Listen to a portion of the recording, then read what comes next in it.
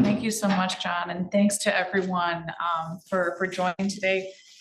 It really is a privilege and an honor for me to be a visiting fellow at Hoover. I started just late last spring with Dr. Siegert, and it has honestly been one of the highlights of my career. The ideas and the rapid implementation of those ideas that Hoover brings to our community is it's just so critical and so important, especially when we're in the times that we are now, where technology is becoming so important, so critical of everything that we do. And it's also, you know, bringing folks together who might not have otherwise had conversations about how technology can and should be informed policy and vice versa. So just thank you again, and I'll be sure to convey my gratitude to Dr. Siegert as well. I hope I have a chance to touch base with her while I'm here. So for those who don't know me, my background is in engineering. So you might ask yourself, well, what is an engineer doing at Hoover? But there was an excellent opportunity to engage with Dr. Siegert and other fellows at Hoover on this challenge, which addresses, again, U.S. technological readiness and competition. So my background in engineering is in hypersonics specifically, and I've been working in the field of hypersonics for my entire career, which is, you know, longer than I'd like to admit at this point. But I started working on challenges associated with you know, high-speed vehicles, engineering challenges surrounding that. But it was around the time of 2019 or so that I really started to be pushed, in a sense, in the direction of policy and how science and technology informs policy. My very first experience was back in 2019. I had a visit to Washington, D.C. This was after an award ceremony. I had a chance to engage with some folks at the Pentagon. And of course, you know, I went there approaching them with, well, I've got these great ideas. I'm an engineer. I want to work, you know, with the DoD, and I want to make a, you know, a huge impact in the area of high-speed flight. And they said, that's great, but are you aware of what's going on overseas right now? And, you know, I was a new professor.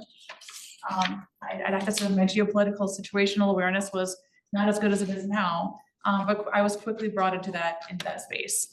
Essentially, everyone who is working on NASA type problems, hypersonics is known to be cyclic. Everyone who's working on those kinds of problems was suddenly shifted towards the DoD side. And that's really where we started to learn about the challenges, about the competition surrounding technology, and how we implement technology in a way that gives the U.S. competitive advantage. So that's my background, and that's why I'm here at Hoover, because we have a lot of challenges to address. And with my background in hypersonics especially, I get to kind of see I get to work in the trenches, but then also lift those concepts, those ideas, those innovations into the space where we can interface with our policy and policy fellows. So the basis for discussion today extends far beyond hypersonics, obviously. My own background, and in some cases my own examples will stem from my experience with hypersonics, but obviously there are a number of emerging technologies that are critical to our national defense strategy. And these are, you know, these are outlined annually, these are published annually, and so we do get briefed on these. But the emerging technologies that are in the forefront, especially here at Stanford, I would argue, are related to artificial intelligence, biotechnology, quantum technology, and of course several others. In my field, hypersonic weapons is an important component of the work that I consider, as is directed energy weapons, and as I mentioned, biotech, quantum, and also lethal autonomous weapon systems. Right, so these technologies, if we're to understand how these technologies emerge and how to leverage those capabilities, one of the first things that we need to understand is what the state of those technologies are.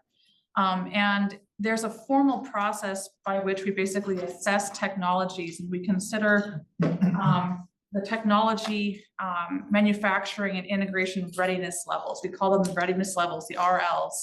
And there are more than just the TRL, MRL, and IRL. There's also a systems readiness level. But I'll focus on just these three today. And this is, again, thanks to Ash for this recommendation of starting with this introduction on readiness levels, just to kind of level set the community here. If you have questions, please feel free to interrupt. So the readiness levels, what are they and what do they really indicate to us? Are they useful and how do we use them? So of course I have to give homage to NASA, which basically founded the readiness levels back in the 1960s. They had used these readiness levels to basically define the state of a technology and understand where in the technology maturation process are we. This is, of course, a bit of a play on the readiness levels because, of course, we're discussing technology as a unicorn, right? The DoD unicorn, if you will. So just an outline here, we have our first TRL1, Technology Readiness Level 1, is really tied to the idea of basic research, fundamental research.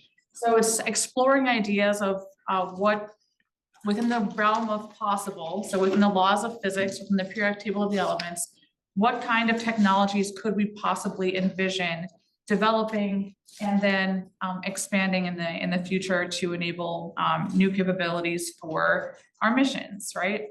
So the first technology readiness level addresses, well, what if there were unicorns? Second technology readiness level asks, well, if there were unicorns, can they actually, are they feasible? Is it something that we can actually realize?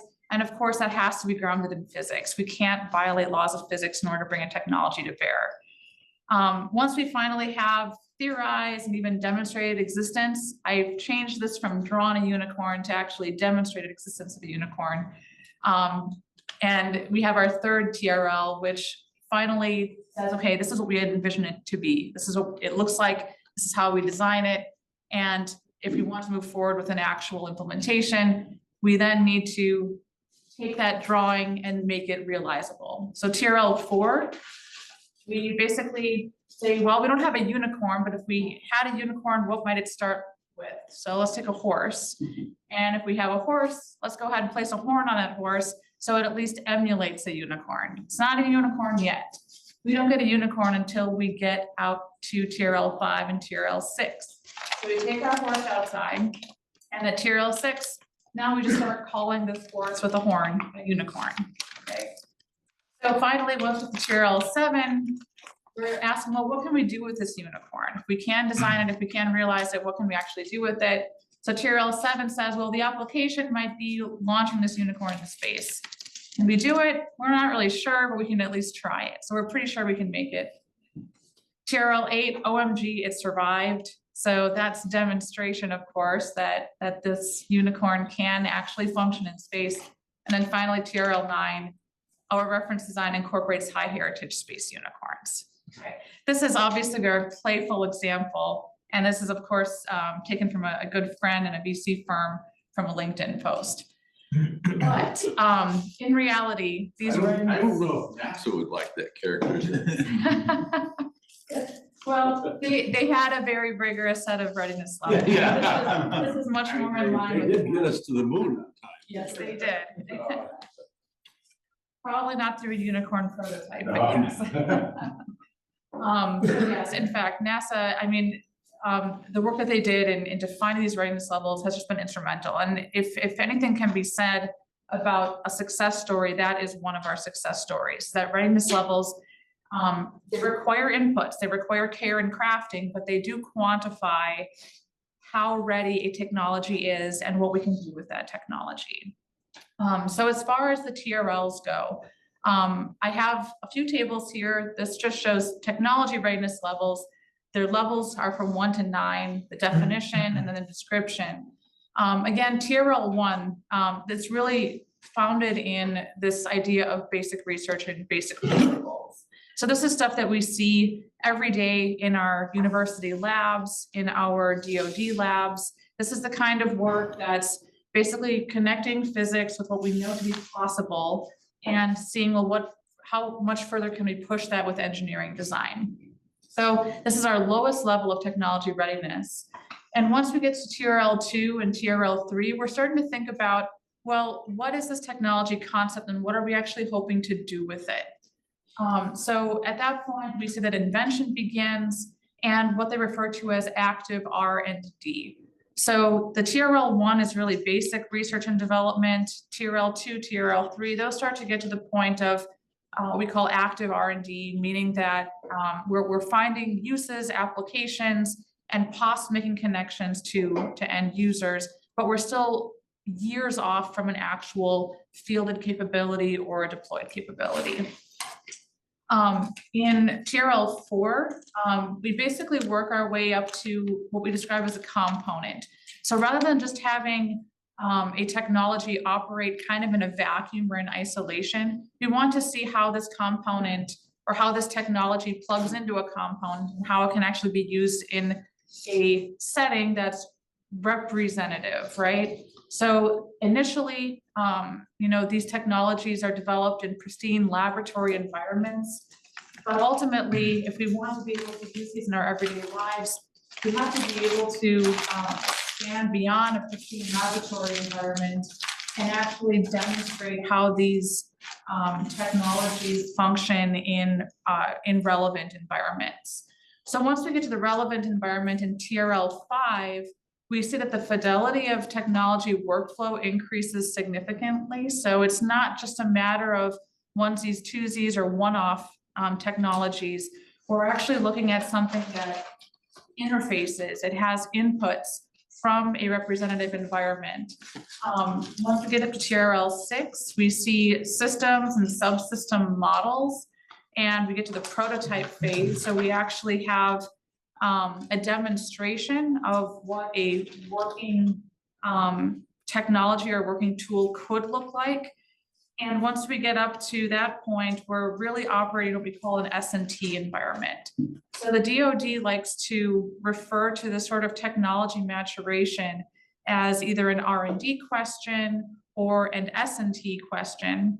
And S&T is getting to the point where you have confidence in the environment for testing, you have confidence in the operation of that component in that environment, and it gets you to the point that you're now starting to talk about how, if you were to take this to the next level, to the T&E level, how would you actually be interfacing with now the full system or with members of the services that actually have to operate this technology, and how would they use it? So that ties into the conversation about .mil-PF, which I'll get to in just a little bit.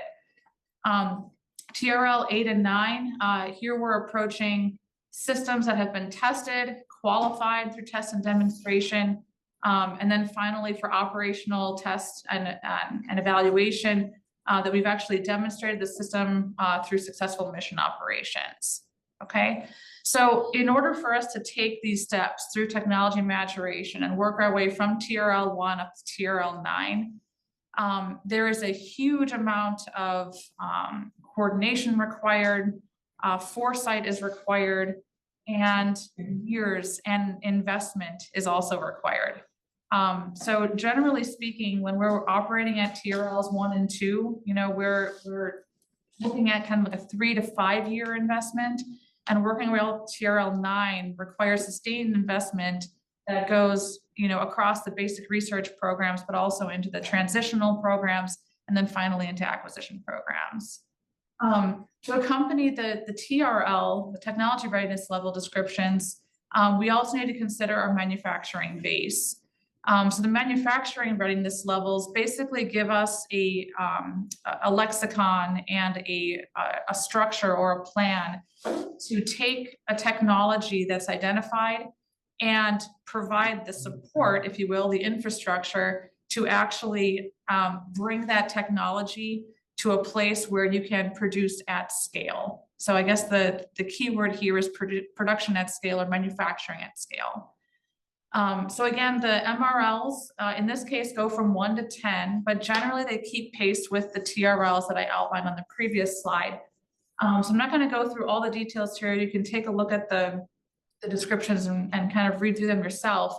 But the driver here is that you really need to have a manufacturing base, which means that we have to have raw supplies or raw materials we have to have tradespersons that can actually, you know, provide support for manufacturing.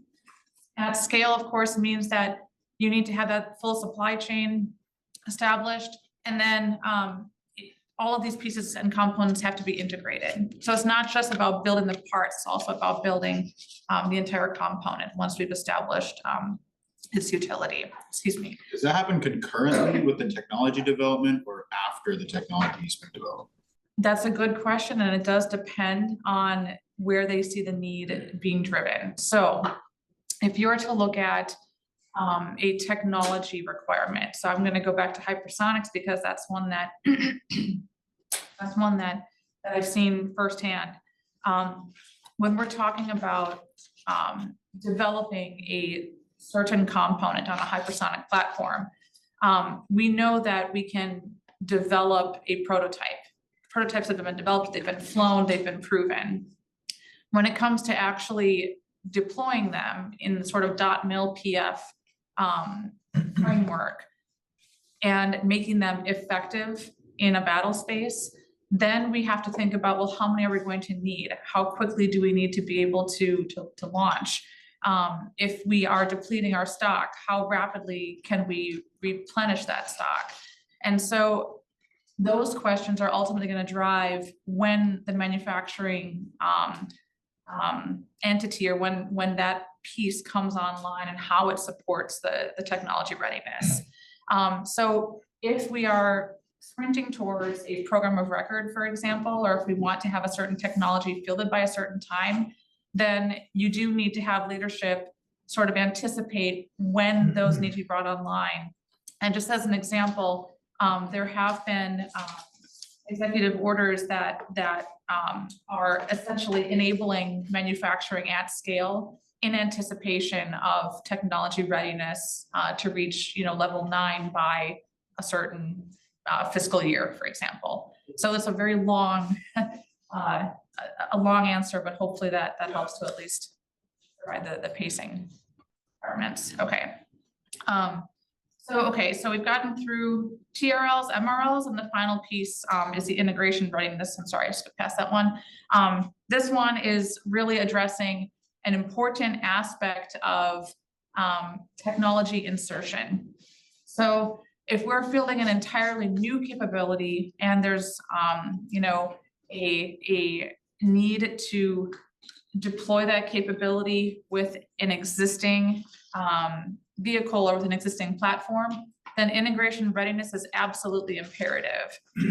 One example that we might point to, again, this is back to hypersonics, is if you consider the Navy programs and the Army programs, they are trying to integrate hypersonic platforms on existing platforms. So the Navy has the Zumwalt, and the Army is using one of their, it's a long-range hypersonic weapon platform. So this is a new capability, and this technology is inserted, if you will, in an existing platform, and there needs to be an assessment of integration readiness. So just to give an idea, if they both use the same all-up round, each launcher then is responsible for being able to interface, to take information, to receive information, and to communicate effectively across these different all-up rounds. So having this integration readiness level characterized basically provides the means and sort of the path forward to guarantee that when these are delivered, that all of this ties together and everything is fully operational for the given mission. Can you give an example of like point 1 interface is identified, and then maybe 5 you have to control the interface? Could you give specifics for that? Absolutely. So as far as the interface between technologies being identified, if you consider, again, that the Navy and the Army working together on this all-up round, one is the conventional prompt strike, one is a long-range hypersonic weapon. Both of them have the same stack, but they need to be able to integrate into an existing platform. So the Zumwalt destroyer is the Navy platform of choice, and the Army has their long-range hypersonic weapon platform. And so the interface in that case is literally, how do I plug this all up round into this platform? So that interface is not only, it's hardware, it's software, but it's also considerations left of launch, if you will. So if I need to understand what it takes to, to receive the authorization to use this component and then use it on the battle space, there's an entire process left of launch. And before you even make that decision, you have to be able to pass that information along and then make the steps to actually use that capability in a fielded scenario. In As case control- 5, yeah, go ahead, please. How does control fit into this? So this is control established between technologies to initiate, manage, and terminate integration. That just basically tells us if I'm given the authority to use this capability, do I have the means to provide the inputs, basically turn it on, turn it off when authorized. And that kind of control, again, with the inputs is what gets you to that integration readiness. One can demonstrate, but in a sense, it's providing autonomy. It's providing sort of on-demand control that brings you to that readiness level. Where do people fit into this whole structure? I would argue throughout. So obviously, when you integrate the human in the loop, there is a level of control or authority that human has. Earlier on in the integration readiness, they'll have less and less authority. So everything will be sort of prescribed, controlled. But as you get higher up in integration readiness, especially as you're moving towards more autonomous systems, then the human in the loop is well defined, but it has a much tighter, how do I put this, more interface and more interface opportunities than if you're at the lower integration readiness. Okay, for now. Okay, so after establishing these readiness levels, one of the most important elements that we need to consider with developing these technologies is, first of all, the technology risk. And I don't want to call these just technology risks. I think these are better classified as risks and opportunities. So we have technology risks that I've identified here, which are mapped out in terms of financial investment, but also as technology risks, where we have the most risk on the left-hand side early on in our technology readiness phases. So that would be like the TRL 1s, TRL 3s. And then as we work our way through technology maturation, so as we work our way to the right towards a high TRL, high MRL, and high IRL, then the technology risk reduces at least. And the reason for that is obviously as we learn more about the technology, we develop the technology further, we gain confidence in the technology and we understand how to use it, what its limitations are, what its possibilities are. When we consider the technology risks, one of the elements as well, if we have an idea and we want to use this idea for a specific application, it may not work. So the laws of physics may work against us and it may just be an ill-posed problem to begin with. The other risk is more programmatic, and that is as money is invested into a given technology or developing a certain capability, there is a possibility that we can mature the technology to a certain point, to a certain TRL, say TRL 2, TRL 3. But then the question is, well, what happens to that technology? What happens to all of that work that was put in to develop a certain capability? If there is no support to bring that technology to higher TRL levels. So when I say support, I mean an actual program that champions that technology, or a certain program that provides the capital or the funding for that technology, then there's a very strong likelihood that technology it'll simply die or disappear. And we call that the valley of death. These are valleys of death that are identified. You can see them on the chart. We have one valley of death located here. I'm going to try to use my mouse to highlight this at the proof of concept and prototype phase. Okay. And basically what happens here is that, you develop a capability, a technology, government invests, maybe you find industry to invest, or they have their own IRAD activities, and so they invest their own funds to develop these new technologies. But eventually, over time, someone has to pick up the torch. Someone has to say, yes, this is worth investing in, and I'm going to, map this technology readiness level onto a program that will pick it up and carry it forward. If that does not happen, then we end up in this valley of death here. And if we can carry it across the valley of death, then there's possibility for a venture capitalist or for some other investors to basically pick it up and carry it across the finish line. The challenge, and then I'll call this a risk and an opportunity, is that when trying to bridge the valley of death, there are many different opportunities, many different entities that one can approach to try to carry this technology forward. If you're lucky enough to be in an area of research that is supported by government, for example, like hypersonics is, we have programs in place now that are, their sole purpose is to try to bridge that valley of death. And so we have very purposeful S&T roadmaps, very purpose technologies tied to those roadmaps that are brought across TRL 3 and 4 and are brought into prototype phase and into eventually fielded capabilities. So that's a good news story. Not every technology fits into that category. And when it does, you're then left looking for other options. Some of those options might be, US friendly, either, US government or allies, or some of those options that individuals may seek out for investment may not be a friendly ally.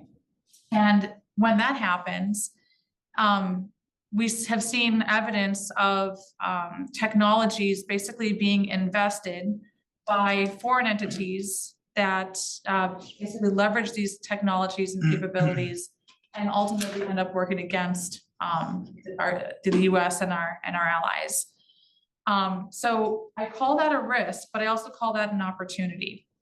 When we see that demand signal, when we see that pull coming from our adversaries, and they're trying to basically recruit either through workforce, or they're trying to recruit or adopt technology that others have developed, when we see that demand signal, that's an opportunity for us to identify a gap that our adversaries have, they're trying to fill, and we can also use that as basically a signal to try to mitigate those risks of technology loss.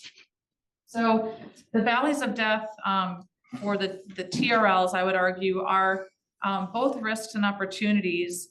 And I think, depending on how we see those signals, there are certainly ways for us to, fold at least elements of that discovery through the TRL maturation process into our own policy.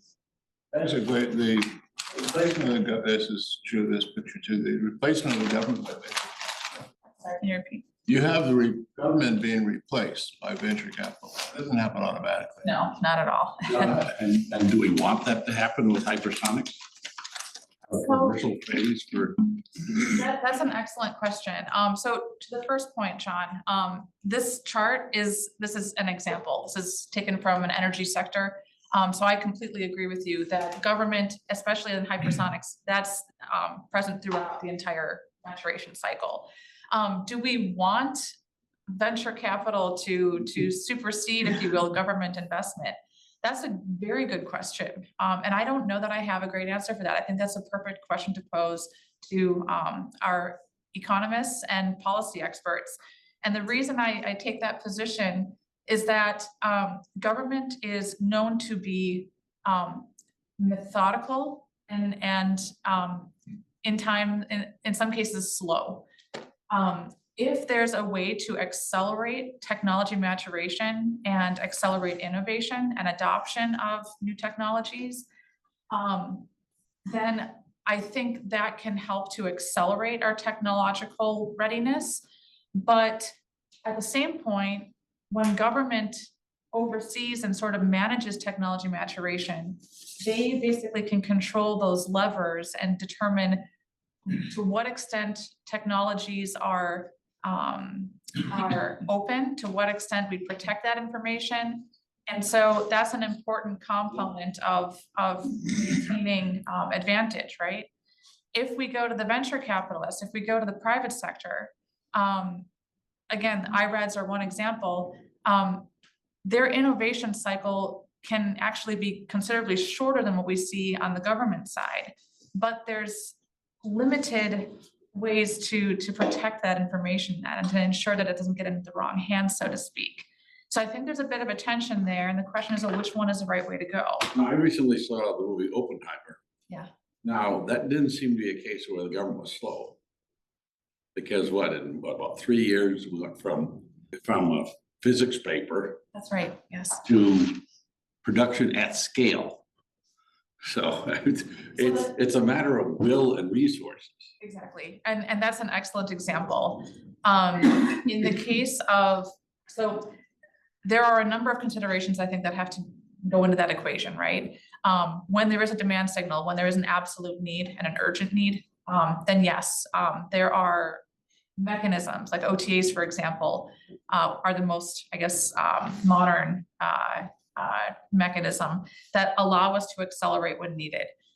So the question then becomes, well, in hypersonics, for example, is it a matter of, need? Is it a matter of speed? Where are we right now? And I would argue that there are, as Honorable Shu has stated many times, there are many different tools in the toolbox, right? So is hypersonics the be all end all? It's not the silver bullet, right? But is it something that we need to accelerate? And that's always a question then of, well, how would these be fielded? How would they be used? And so those are, I think, questions that that discussion as well. But yes, very good point. Any other questions before getting into national security risks and opportunities? Do you think there are any best practices for those purposeful activities to get through the valley of death that you've seen? Can you? So the infrastructure, if I need wind tunnels, I need the infrastructure to do the testing. I need access to operators to be able to understand how to use it. I need, things like that. Okay, sure. So what have we done well? I think that's one way to kind of pose it. Yeah. So what we did really poorly, let me start there. What we did really poorly in the last, 30, 40 years perhaps, is to basically outsource important elements or important aspects of our manufacturing base, industrial base. We've certainly ramped down in the last 30, 40 years on test infrastructure. And then the other piece is the workforce development. Those, in my mind, are becoming good news stories now. Workforce development has received a huge push from DoD specifically through very purposeful, very targeted workforce opportunities that basically bring talent through the university system, and then they're committed to working with the DoD so that we can replenish an aging workforce. As far as the test infrastructure is concerned, that's another. How long is that commitment to working in the DoD? It depends on the program. What I know of people that are they go to the government, they get to a particular agency where they get training in high big data analysis. Mm. But of course, the commercial people pay a lot more than the federal government. So basically, the government just trains somebody who then goes on and works in the commercial sector. Mm-hmm. So this development of workforce, yes, it's developing a workforce in the US, but meeting defense needs is, I think, not so clear. That because people can't make people a slave. And the thing is that the government will not pay them what they can make elsewhere. And so I don't know what the return is on that investment.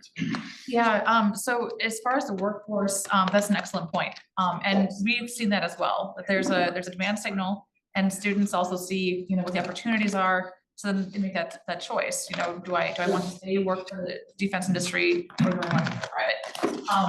As far as the commitments, again, those depend on, which program you're involved. I think the SMART fellowships, those are like a 5-year commitment after graduation.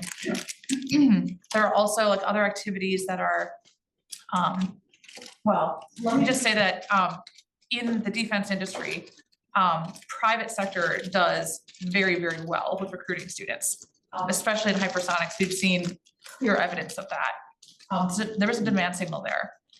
If you're talking about like other areas where you don't have the same level of support, you know, you can take any of the other examples that we had in the National Defense Strategy, lethal autonomous systems, for example. Do they see that same pull? Possibly not. Again, just given that they don't have a program that's targeting specifically workforce development in that space. So yes, there's plenty that still can and should be done policy-wise to guarantee that workforce and commitment side. TRLs. I wonder if you've thought about where this framework applies, or what classes of technologies that it applies to, and where maybe you might have more skipping across steps, or where it kind of breaks down. I can see I think it's very useful about reflecting on the themes of this working group, areas where I'd say markets are constrained. You have perhaps fewer sellers, fewer suppliers, and fewer, even just one buyer at the other end. And you can kind of sketch a pretty structured path, you know, between those two fronts, and put in financing as needed. You know, plasma thruster, hypersonics, you know, I mean, how does it work for sort of other sorts of innovation? I come from an energy background, this sort of uses similar sorts of things, but are there other classes of technologies where you see jumping across TRLs? Or I think, you know, okay, you know, SpaceX talks about sort of their iterative process as being like a spiral technology development process, which I think is sort of, you know, trying to get away from the sort of linear conception of TRL progression over time. Yeah, are there alternate models, or is it helpful? How does it adapt into different technologies and markets? That's an excellent question. And I think one way to think about it is maybe the opportunity to short circuit, if you will, to leap across TRLs, that you don't have to walk your way up and progress, you know, through years and years of development. What that example might look like, if it's a combination of capabilities, you can maybe take a technology that's already been demonstrated at TRL3 and then combine it with another technology at TRL3 and then bump that straight up near to like a flight ready capability. What's the example of that? So I can give one Please. specifically out of Air Force. Go ahead. The Air Force was trying to do the same thing under Dr. Hoover when he was, the senior acquisition executive, with regard to early proof of concepts for hypersonics, which was, let's not reinvent the wheel, but let's take what we already know, ballistic missiles, some of those other technologies, and can we piece these things together in order to develop like an initial kind of rapid capability, right? That was kind of some of the things that Strategic Capabilities Office was kind of tasked to do, was to look across and say, how can we Frankenstein a new capability together so that you don't have to start at TRL1 and work your way through. You already have, you know, a couple other iterations that you can work through. How did that turn out? I can't speak to that, unfortunately. Your phrase Frankenstein gave me some prediction as to how it turned out, but I can't talk about, okay. Well, I have one that I can talk about. By the way, I'm Austin Street. I'm an Air Force fellow as well from CSAC. The C-17 was paired with long-range rockets and missiles, and they put those two capabilities together to now basically turn the C-17 into a bomb truck that can fly in formations with B-52s. And from I think kind of the question I want to go back, I think it kind of piggybacks off of some of this discussion, is where you have seen strictly the Department of Defense find some level of success. Because if I look, I like this chart, even though it's from Maryland, you know, from a different kind of industry, but this idea that our system is built so that in that, after that research and development, like that's where the program of record effectively has to come into play. And there's not right? Those don't get killed off very easily. So I'm more concerned, more curious your perspective on how this has been successful, maybe across the hypersonics range as you look at, right? You're trying to obviously spread risk across hopefully multiple different technologies to do so, but also understanding that these programs of record are very hard to be able to steer between technologies very rapidly whenever there's failure, kind of later in production. Yeah, so that question about program of record, we don't technically have one yet. So it's almost impossible to even project. But given that, the combination, if you will, or I suppose you can use the Army and Navy as a Frankenstein example as well with the all around. That commitment, I'll say that commitment, that demonstration of commitment of the two services to take a common, all around and use existing platforms to field. I think that also, you still have to work your way through the integration readiness, right? But that idea of taking existing platforms and making one common so that we have one common manufacturing base to support production, I think that's a success story as well. Will it accelerate what otherwise would have been a longer, program of record establishment? I can't say, simply because we can only really compare how fast were we able to do it versus how fast are our adversaries been able to do it. The two examples obviously that come to mind are Russia and China. There are arguments over how effective Russia's platforms are. China, I think, has demonstrated. So, if you look back in that history and see how long has it taken them versus how long is it taking us, I think we'll be able to look back and say that we did manage to accelerate because of these steps that were taken to have common features, if you will. See, one of my colleagues here when I came to Hoover was a guy named Ed Teller. Yes, And he didn't believe in waiting to see what the enemy was up to. He wanted an H-bomb to be the first to do it. And that disappoints me when I saw that they had hypersonics and we had nothing and nothing coming. That bothered me. I mean, this was like another Sputnik. But Teller, very controversial character, very interesting guy. But he said, let's get one now and be ahead, be the first. And that seems to be missing in our policies. Right. And I think to some extent, that was a question of do we or don't we weaponize, right? We've known how to do hypersonics for a long time. It's just not in that capacity. And there was serious debate with the H-bomb too. It was a serious debate, but Teller pushed a point. We need to be first. Right. And I think we're at that point now. I think, once the program of record is established, then we can look back. But we're definitely at that point now where it's going to happen. Just a question of, when we finally have something fielded. So one thing about this chart, government phases out. Why is that? So in fact, it should not, and it does not. So These technologies. I'll pull a better chart next time, but yes, government, depending on, we need to have military, we need to have, we need to be able to support our military. And so government in that case, in this example, that's, it's definitely present throughout the entire technology risk. Also, if you're comparing Russia and the United States, that's going to be a big difference, right? Yeah, absolutely. Right.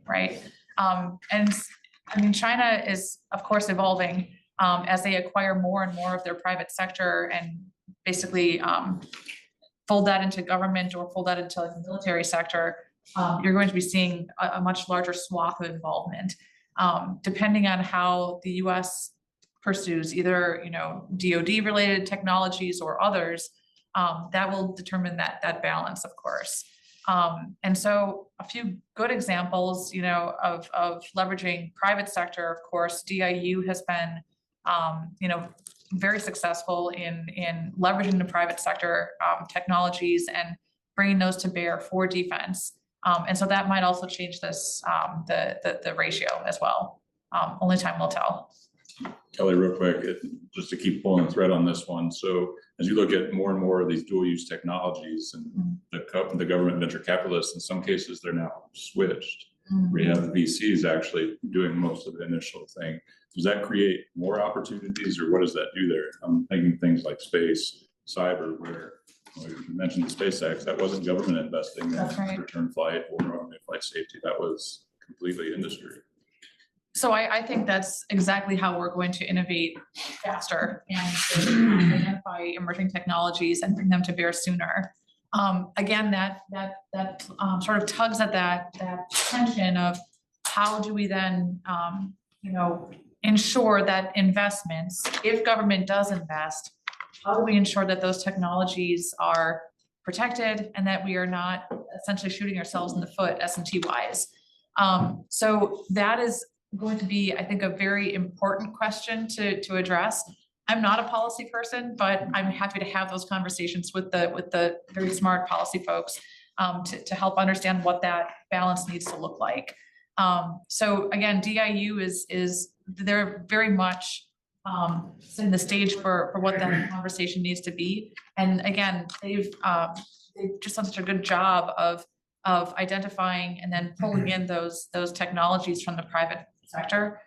So I think that there's care has to be taken, but just the fact that we can innovate so much more rapidly now because we bring in that element, I think that's we can't go back to a fully government driven enterprise that sort of drives technology insertion points, if that makes sense. Yeah. So as the iterative timeline for the generation of technological development has shortened, and we're particularly in emerging technologies, things are developing rapidly. The kind of cycle you've laid out here, it really is, as a government, we're letting everybody kind of compete, and then we're selecting the winners for a long-term champion. It doesn't seem like that program is going to work going forward if we have this iterative technology cycle. How do we adjust, or how do we kind of capitalize on our technological innovation if we can't use the same model where we're back in the winners and we got to produce at scale, but we got to do it at a much shorter iterative timeline? That's a great question. I think so. You're ultimately going to be limited by, in the case of manufacturing readiness, like how quickly can I actually turn out components? If you're not supported by that base, then that's going to limit, can I produce at scale? The question though about basically picking, if you will, one performer or a couple of performers that sort of make it through the sort of TRL bottleneck, they come out as like the winning bid, if you will, on a certain program.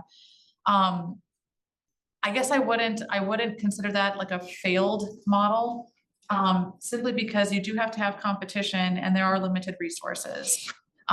Should one go back and possibly revisit, and try to work out how technology is inserted to improve? One case that we could use as an example is the CPS. That program of record by design is going to be purposefully and intentionally, deliberately inserting technology as those years go on, right? CPS. Conventional prompt strike, apologies. That's the hypersonics platform for Navy. They're starting off with a capability that doesn't have all the bells and whistles. Those are added on as tech insertions down the road. And so that does provide an opportunity as new technology is developed. Again, it has to be something that's feasible, has to obey the laws of physics. But if you see an opportunity and you can skip past the, somehow combine effects, skip past the TRL, that would at least allow for new tech insertion. And I think that's part of the design. Can it be done better? Absolutely. But at the very least, that does allow for new innovations to be inserted down the road. Plan to Frankenstein. Plan to Frankenstein. Very good point. Yeah. Okay, just a couple more charts if I may. And this is one that I wanted to address specifically because of the very important role that Stanford faculty play in technology innovations, technology maturation, both through the work they do in the labs, you know, with government funding, basic research, but also in the private sector. So many spinoffs, so many startups that come through from Stanford. Just tremendous innovations that have changed the way that we live. And the question is really, you know, given that this is all incubating in an academic environment, what is our situational awareness as faculty and with students working in our labs? How do we understand what the opportunities are, but also the risks are as far as national security? So what I did is I just kind of overlaid this red map, highlighting a few national security risks and opportunities. A few identified here: academic espionage, IP theft, and also recruitment, especially through 1,000 Talents, is probably one of the more well-known programs that faculty have, you know, have to at least be aware of and have options to participate in. And so, you know, the discussion I think around this is that we're, you know, we are academics, we're conducting research in an open environment. How do we foster this open environment and enable research at the level that it needs to be performed, and, you know, have those conversations about discovery while still protecting our national investments? And when I say national investments, again, it's easy to go back to DoD and say, well, if it's DoD investment, obviously, you know, we need to have good understanding and situational awareness about what this risk environment looks like. But on the other hand, we also do work with the National Science Foundation. You know, we do very basic research that should be open. So how do we, you know, move past that risk and opportunity debate? So just a few examples. Many of you have probably seen these before. These are stories that you know, have been in the news over the last 10 years or so. But there are very real cases in which you know, DoD invested in certain technologies, and those technologies ultimately ended up in the hands of an adversary. Are they being weaponized right now? Maybe, maybe not. Are they part of our adversaries' portfolio now? Are they using what they've learned from, you know, these interactions to now build on other capabilities? That's what the academic research enterprise is intended to do. So I guess the main point here is that if there is a need to protect intellectual property or developments that are at a sufficiently high TRL that the US is investing significant money in, and they want to keep this as a protected piece of intellectual property or information, there needs to be a conversation about how to implement that, how to implement it effectively without you know, harming the research enterprise that we require in academia. To that note, obviously there are new policies in place. How they're being implemented, I think, you know, it's a little bit too early to tell. The first that I wanted to highlight was the new policy that came out from the DoD. This was rolled up by Honorable Shu back in June of 2023, which is basically providing guidance and, in some cases, stipulations about how to strengthen efforts to counter the unwanted foreign influence on DoD-funded research. So I won't go through all the details there, but ultimately, the recommendation is that DoD-funded activities cannot be tied to certain entities that are known to develop technology for military purposes. And so there are certain universities identified, and those are then folded into sort of a policy recommendation from DoD. Does that need to be stronger? Perhaps. Like I said, we've just gone into the new fiscal year, so I think this will be the first time that we actually see how the policy is implemented, and it'll be very interesting to see how that actually shapes out as far as research enterprise. And of course, the last piece from last week, right, or 2 weeks ago, the Five Eyes principles were rolled out during the visit with the Hoover Institution, and those are listed here to know your threats, your business environment, et cetera. The one piece that I do want to emphasize when it comes to knowing your threats, it's not clear. It's never perfectly clear what a threat looks like. It can come in the form of, basically an email spam. It can come in the form of actual academic, human espionage. And so it's not, for academics especially, that's not the first thing on our mind. Maybe it should be, but it's not. If we see something that looks suspicious, of course we say something, but oftentimes, this espionage or IP theft occurs and we kind of look back on it and say, well, wow, I didn't really see that coming.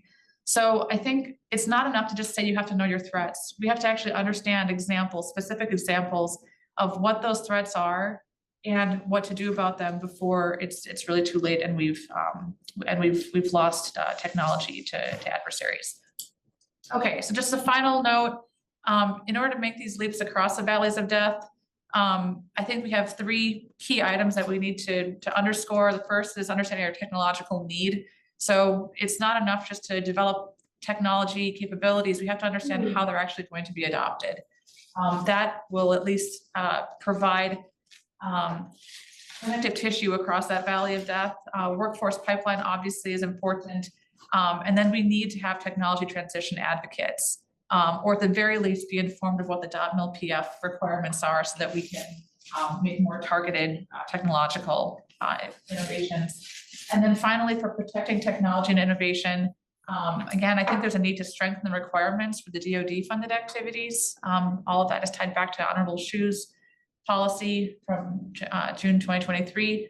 And if we decide to really push on this path forward with the private sector, we need to incentivize those sectors to secure innovations.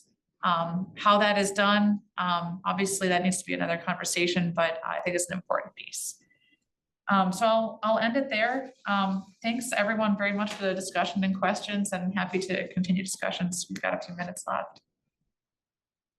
So many of us heard the bye-byes not too long ago, and one of the questions, what do the civilian agencies do? What do it? Civilian agencies.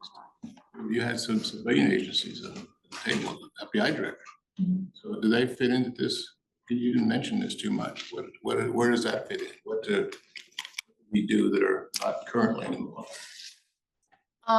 So the civilian agencies, let me think about this one. So many of my interactions are with government. So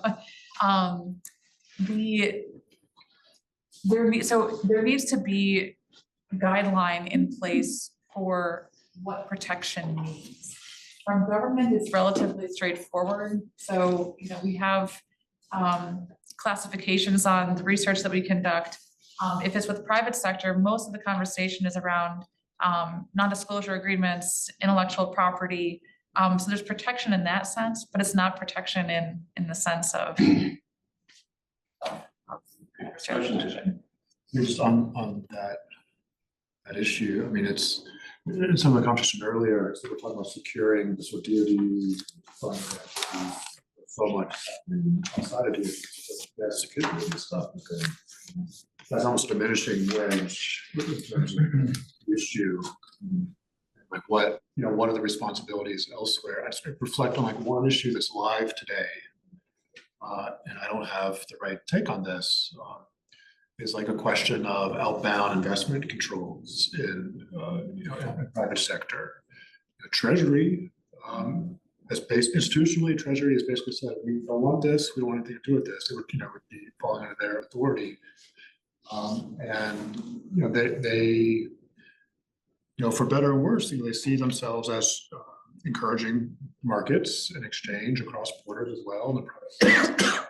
Everyone's telling them, well, now you got to care about what American VCs are doing in China. And they sort of say, we don't want anything to do with this. And so sort of in this delay back and forth, you get sort of interagency wrangling with different people pushing each other, Congress, that stuff. Nothing happens. That's the right result. But it's almost like the conversation is not even really being had, just because I think success means different things for different agencies. And Treasury sees the costs of doing that. Maybe some of the security folks see the costs of not doing it, and we just kind of talk past each other. I don't know how we resolve this sort of thing going forward. Baby steps, I guess. I don't have an answer, but I can tell you that we're looking at it. There are a number of signals that can be leveraged if that information is provided. Can't speak to the specifics, of course, but that is an element of this sort of situational awareness that we have. So again, you know, do we try to block innovation? No, right?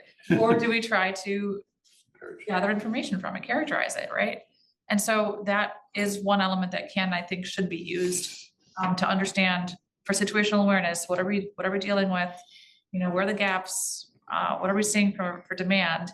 And how do we now pivot? How do we counter that if we need to, or strategically? So I think that's a really good and important point. This is this discussion with like export controls at commerce. They say, well, maybe you don't stop the export of technology, but you dramatically expand the number of things that need licensing and notification for export. So you know, you have a better sense of where these things are being sold and how technologies are flowing. There's overhead to that, it's not costless, without actually controlling the flow of those things. But using Yeah, do we acquire technologies from our adversaries? So for example, this great conversation about how we're an open ecosystem and we have all this great stuff and we can protect some of it, but it's hard because of the trade-offs with the openness. I get all that. What about the other guys? Do they have this problem too?